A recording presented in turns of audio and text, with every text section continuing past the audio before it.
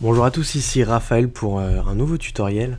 Aujourd'hui je vais vous proposer un tuto sur comment créer un bandeau plutôt stylé, donc un bandeau de menu.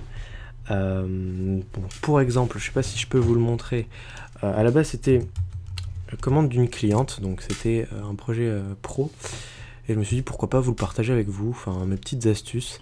Donc voilà, c'est ce bandeau là, donc en tout cas un type de bandeau comme ça. Donc voilà, on va commencer de suite. Donc on crée un nouveau document et on va commencer de suite avec le premier bandeau. Donc on voit bien qu'il y a trois parties, donc le bandeau entre guillemets principal et les extrémités, les deux extrémités. Donc on va commencer par créer ce bandeau là. Donc c'est tout simplement un rectangle, comme on peut voir, un rectangle. Et en fait, on voit qu'il y a une petite texture que j'ai utilisée. En fait, je suis allé sur Noise Texture Generator. Vous tapez Noise Texture Generator sur Google.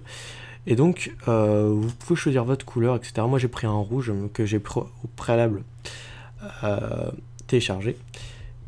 Et donc, quand vous l'avez téléchargé, vous l'ouvrez dans Photoshop et vous faites tout simplement édition, utiliser comme motif. Voilà, c'est simple. Simple comme bonjour, il n'y a pas... C'est pas du tout compliqué. Et donc vous allez l'incruster, donc double-cliquer sur le calque et vous l'incrustez simplement, incruster motif. Bon, il y a plusieurs manières, d'utiliser le motif, mais là, voilà, pour moi, c'est la manière la plus simple. Et vous sélectionnez simplement le motif que vous avez préalablement choisi. Donc là, c'est juste, je trouve ça un peu gros, donc là, je fais CTRL-T et je réduis juste un peu la hauteur. Donc on avait dit ça. Donc là voilà, il y a trois parties comme on a dit. Donc là on va simplement créer, on va juste dupliquer ce calque. Voilà, tout simplement. On va le mettre en dessous. On va réduire sa taille. Simplement sa taille, voilà, tout simplement. On va le mettre en dessous comme ça. Voilà. Et là, on va essayer de créer, je ne sais pas si vous voyez, il y a un espèce de petit triangle ici. Et donc, on va simplement créer un triangle de ce sens-là. Pardon. Donc, un triangle, c'est très simple à créer. C'est juste un carré, finalement, qu'on coupe en deux. Voilà, c'est simple comme bonjour. C'est un carré qu'on coupe en deux. Et donc, le carré qu'on va couper en deux, on va le mettre d'une couleur foncée, donc un rouge foncé, pour simuler l'ombre, on va dire. On va faire quelque chose comme ça, on va dire. Voilà, comme ça, quelque chose comme ça. Qu'on va mettre tout en haut. Et qu'on va...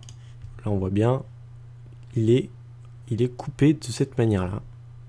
Donc, on va couper de cette manière-là aussi. On va simplement utiliser l'outil plume pour... N'oubliez pas de rester sur Shift enfoncé pour bien faire une bonne diagonale. Et on supprime tout simplement. Voilà. Et donc là, on a quelque chose de plutôt cool. On va juste modifier ça, mettre ça ici, comme ça. Hop là. Hop là, hop là. Voilà. Et on superpose bien les trucs. Là, on va peut-être mettre une petite ombre, parce que là, comme on voit, il y a une petite ombre. Donc là, on va mettre une petite ombre. Ombre portée. On la gère mieux que ça. Donc, je vais la mettre à 90 degrés. Je vais mettre une taille. Hop là. Un peu plus. Pas trop de distance. Un plus gros aussi, je pense. Et ça devrait le faire comme ça. Donc la prochaine étape, c'est simplement d'utiliser l'outil trait, voilà. Donc ça c'est spécifique à CS6. Avant il n'y avait pas ces espèces de tirets, de pointillés. Parce que là, comme vous pouvez le voir, j'utilise des petits pointillés que j'ai baissés en opacité. Et donc là on va utiliser cette technique là. Donc en contour on va le mettre en blanc, tout simplement. Et on va le faire comme ça. Juste voir, je crois que les pointillés c'est un peu trop, je trouve. C'est un peu trop. Donc, c'était pas ces pointillés là.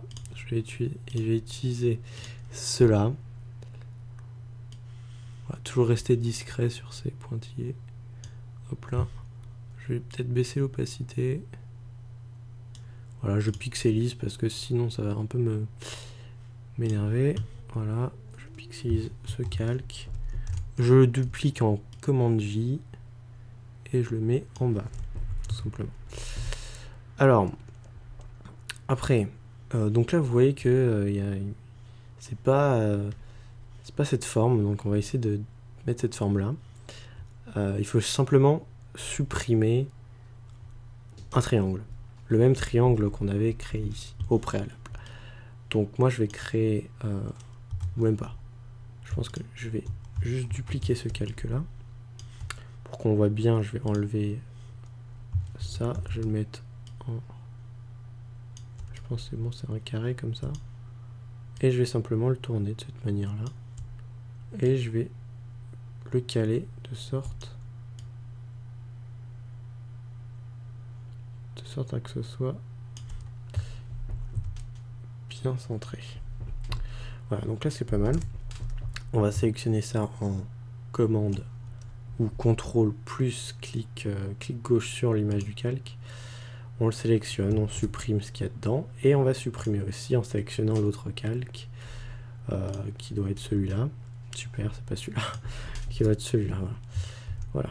Donc là on a ce qu'on veut, on va juste supprimer ce calque. On va juste supprimer ça, commande plus clic, on supprime. Voilà, donc après c'est simplement, ça va devenir très simple. CTRL J, CTRL T, symétrie horizontale. Voilà, tout simple. Tout simplement. Pareil pour ça, CTRL J, CTRL T, horizontale. Voilà, voilà. Voilà, voilà.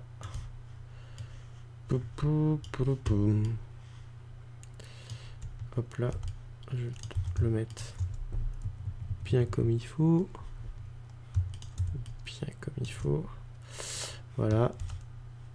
Donc, vous pouvez aussi mettre vos pointillés en bas.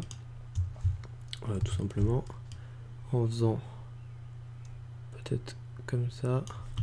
Bon, là je vais essayer de mettre la règle pour bien être dessus. On va supprimer cette partie. Hop là. Hop là. Je vais redupliquer ça. Et je vais remettre une règle par-dessus. Attends, je vais juste voir si c'est la même hauteur en bas comme en haut. Ouais, c'est à peu près ça. Bon, après, c'est des petits détails pas très importants. Hop là. On va faire ça comme ça. Et ces deux calques là, je vais les voilà. CTRL T, horizontale. Hop là. Où sont-ils? Ils sont là.